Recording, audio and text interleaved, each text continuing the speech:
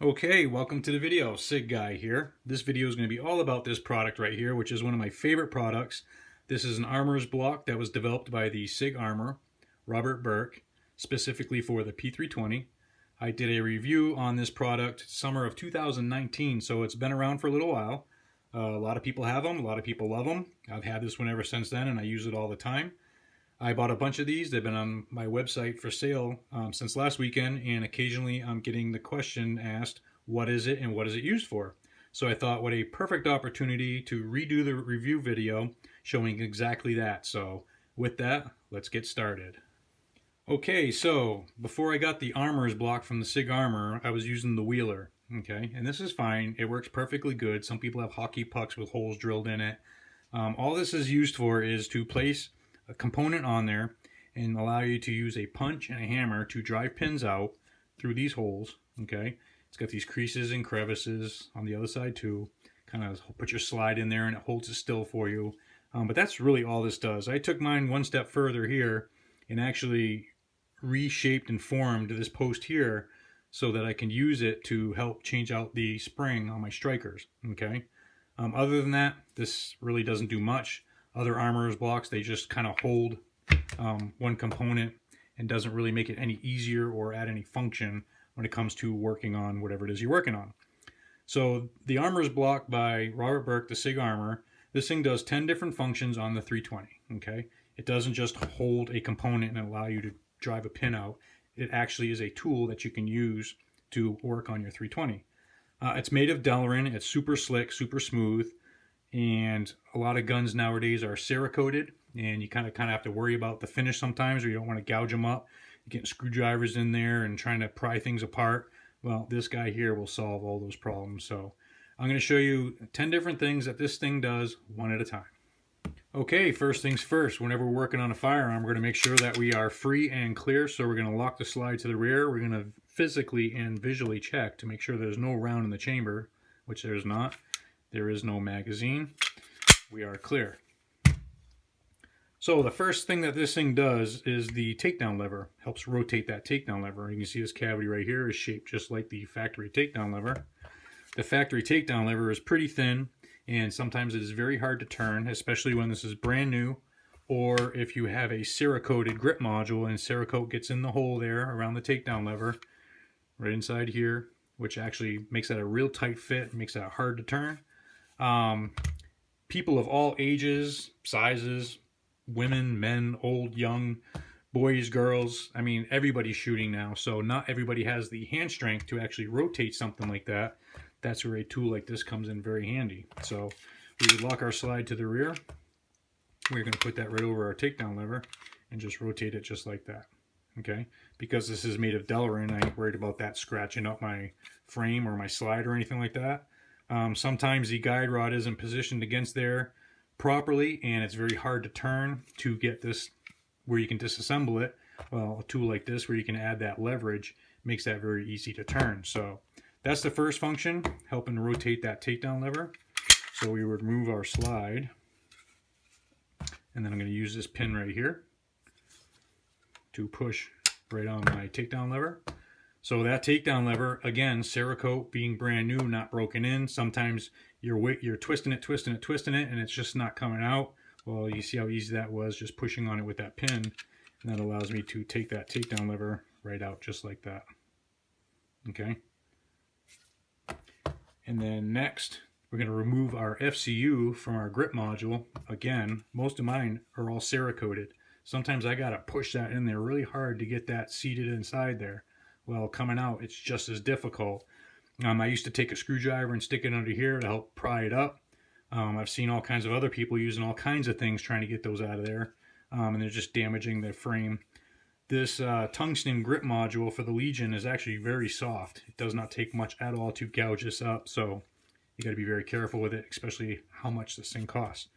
So on our armorer's block, you can see we have this cavity right here, which actually does two different things.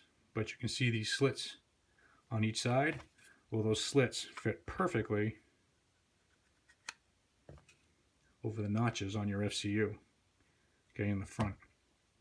And then if you can see the way that this is designed, You can actually see how it's like a wedge. It's actually going down into the block. So what that's going to do is, when I stick that on here, all I got to do is push in. And you can see how it just lifted that FCU up and out of there a little bit. I didn't pull it up, I just pushed it in. See that? So just by pushing it in, it's already pulling it out. And then while it's on there, all you do is just use the whole thing and pull it up and out of there. So, I mean, sometimes these are in there where I'm using my fingernail and I'm trying to pull and pull, and I swear to God, I'm going to rip my fingernail off. Women that have, you know, longer fingernails, I can see them breaking their fingernails.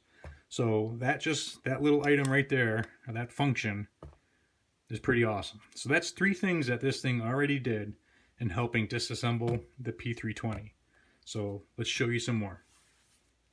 Okay, before I forget, I get a lot of questions about the sport takedown lever for Armorcraft. Will it work in the cavity for the armorer's block? It will not work. This is made the exact same size as the factory one, okay? And then you got to remember the design behind the Armory Craft. They made it bigger, for one, so you have a place to rest your thumb and help with recoil management. But they also made it bigger because they didn't like how this ring in the FCU was visible behind the factory takedown lever. You can see how you can see it around the edge. Okay, so part of their design is to hide that edge, which again is just attention to detail. See that? Because it's bigger, you can't see that little ring. So because it's slightly bigger, it does not fit in the armorer's block enough to where you can use it as a tool to rotate that. Okay. This being bigger by itself anyway kind of eliminates the need for the armorer's block. So just didn't want to forget that. So our next function is, you can see how this has 3 different cavities. Okay, this is for our slide catch, this is for one of the parts on our FCU, and then the other one is a hole. Okay, so when I sit this on there like that, everything fits on there and it lays perfectly flush and flat. So what this hole allows me to do is use my hammer and my punch to drift out this sear housing pin, the pin that is capturing my sear housing. So you can do this with the slide catch on or with the slide catch removed. So that's the next function, driving that out. That way when you're disassembling your whole FCU and you want to take it a step further and remove the sear housing and remove all the parts inside of there to get inside here nice and clean, this armorer's block will aid you in doing that. Okay, for the next few functions, we're going to remove our trigger bar, and our trigger bar spring. The way I do this, I don't tackle the spring first. I don't try to unhook it or anything like that, because that's going to cause you to deform the spring and you won't even notice, and then your trigger won't work properly afterwards because you've tweaked this. So what I do is I grab the trigger bar and I pull it up out of the sear housing here, and I get it as far back and around the back side of that sear housing as I can. Depending on which trigger you have in it, that'll depend on how much it comes out and around, okay? But as long as your trigger is all the way forward, you'll be able to slide up and out, okay? And then we'll just rotate this stuff out and around. And see that? I didn't have to tweak on that spring at all, okay?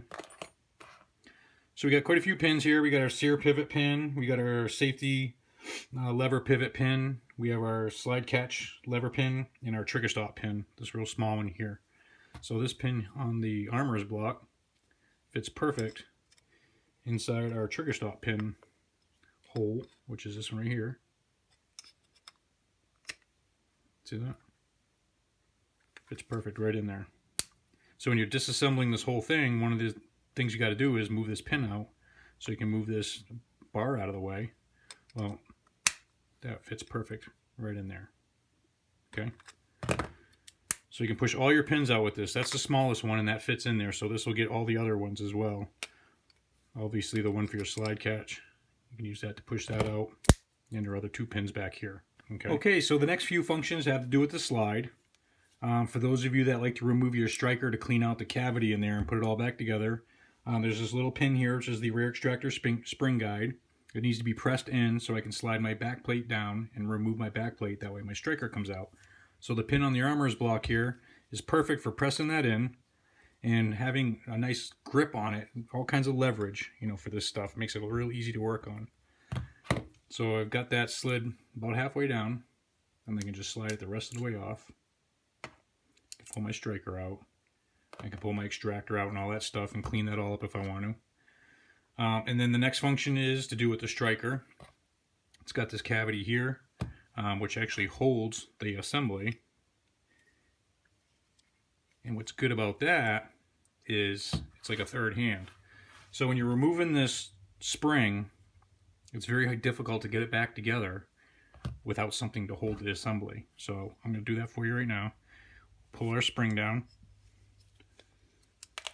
Our 2 cups popped out there. And then our spring comes off. Okay, you can tear this down further if you know how to do it. Or if you just want to change your spring out or whatever, if you got a lot of rounds on it, if you want to put a new striker in it, whatever the case may be. So when you're putting this back together, your striker is very narrow here in this section here. So your spring has to be compressed further down than that. So you can get these 2 cups on there. They go right in the narrow part. The other half goes on this side, and then the spring goes up around the cups. It captures the cups capture the spring, and that's how it goes back together. So you really need like 3 hands when putting this back together. So let's see if I can do this on camera. Push the spring way down like that.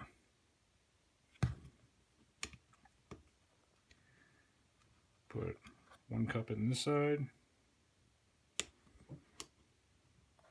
the other cup in the other side.